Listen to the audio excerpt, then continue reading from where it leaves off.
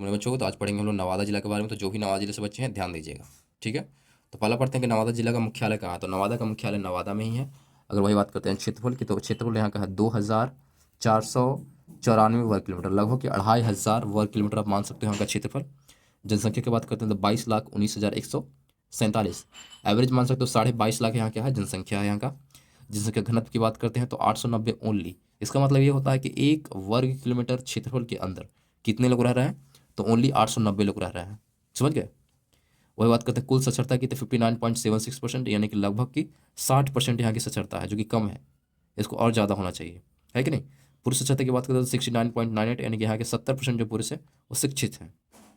महिलाओं की साक्षरता देखते हैं तो 48.86, यानी कि यहाँ की 49% महिलाएं शिक्षित हैं ओनली। ये भी इंप्रूव करना चाहिए, 49% नहीं बल्कि 70+ होना चाहिए, है कि नहीं।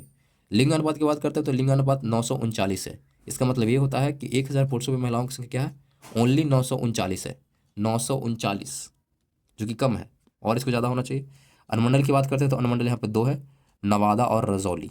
क्लियर है, नवादा और रजौली 2 अनुमंडल है। प्रखंड की बात करते तो कुल 14 प्रखंड है नवादा के अंदर। कौन कौन है ध्यान दीजिएगा, नवादा, हिसुआ,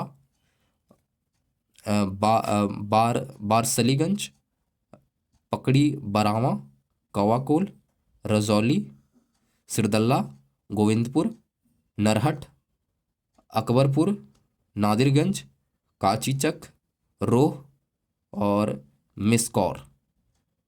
फिर से पढ़ दे रहा हूँ, तो नवादा, हिसुआ, वार क्या लिखा हुआ, वारसलीगंज, ओके वारसलीगंज, पकड़ी बरावा, कवाकोल, रजौली, सिरदल्ला, गोविंदपुर, नरहट, अकबरपुर, नादिरगंज, काशीचक, रोह और मिसकौर।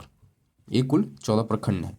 ये ध्यान रखना है। यहाँ के स्टडी कोड पूछेगा तो याद रखना है, नवादा का स्टडी कोड कितना है, 06324, 06324, 06324 याद रहेगा। लोकसभा क्षेत्र की बात है, एक लोकसभा क्षेत्र है जो कि नवादा का है। विधानसभा क्षेत्र की बात है, कुल 5 विधानसभा क्षेत्र है। ध्यान दीजिएगा कौन कौन है, नवादा, वारसलीगंज, रजौली, हिसुआ और गोविंदपुर। फिर से पढ़ दे रहा हूँ, नवादा, वारसलीगंज, रजौली, हिसुआ और गोविंदपुर। क्लियर है। वही बात करते हैं प्रमुख नदी की, तो यहाँ पे सकरी नदी, सकरी नदी फ्लो करता है नवादा के अंदर। कौन सा नदी, सकरी नदी। मिट्टी की बात करते हैं, पुरानी मिट्टी और बांगर मिट्टी मिलेगा। पुरानी मिट्टी को ही बोलते हैं बांगर मिट्टी, ठीक है।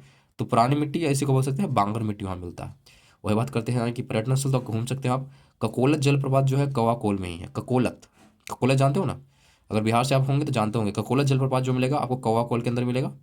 यहाँ पे आप जाके घूम सकते हो, ये घूमने लायक जगह है। तो ये था हमारा आज नवादा के बारे में। तो जो भी नवादा से इसको दिमाग में रखिएगा, ठीक है। तो आज के लिए इतना ही, धन्यवाद।